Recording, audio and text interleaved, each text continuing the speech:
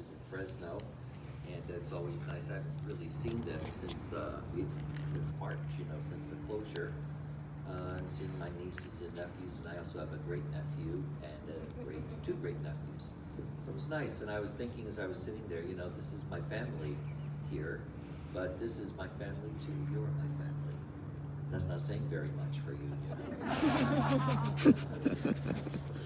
What a great passage we have from the book of Ecclesiastes. It's an interesting book. It's really kind of depressing if you read through it, because the author is really trying to figure out how God thinks and how God works. And in his efforts to know the mind of God, he's very frustrated. And you could read that for yourselves to see that it's filled with kind of dark emotions, questions about God's wisdom. But the book today, especially today's passage, is very poetic, and it's good food for thought. The author writes in today's passage that there is an appointed time for everything under the heavens. Then he lists 14 opposing statements: a time to be born, a time to die, a time of war, a time of peace, and so on. The author is aware that there are good things in life, but there are bad things as well. He thinks that God has this eternal clock or calendar which determines what kind of times we will go through. Now, we're not so certain that it happens that way, but God's will is certainly a mystery to us. We're okay with some things. We're okay with being born, but we're not okay with the time to die. We're okay with the time to love, but not so okay with the time of hate. And as we get older, we begin to recognize that, pain and suffering are real things, and they are just as much a part of life as the blessings that we enjoy. We're also aware of all the good things that are part of life. We rejoice, for instance, in the children who are born, the accomplishments of people in our world, the love and the generosity that we experience from other people.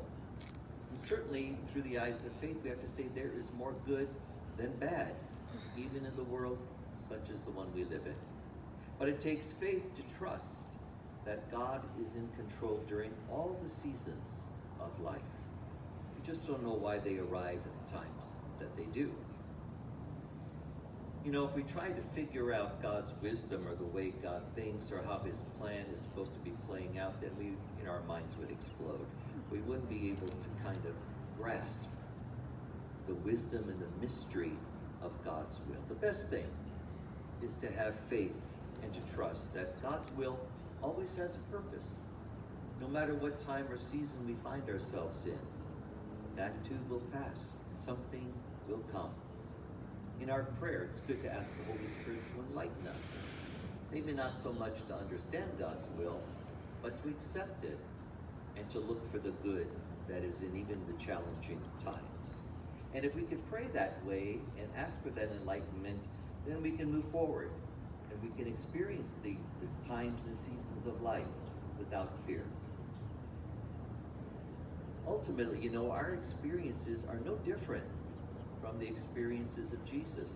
In his humanity, he went through the good times and the bad times. He experienced a time to laugh and a time to weep.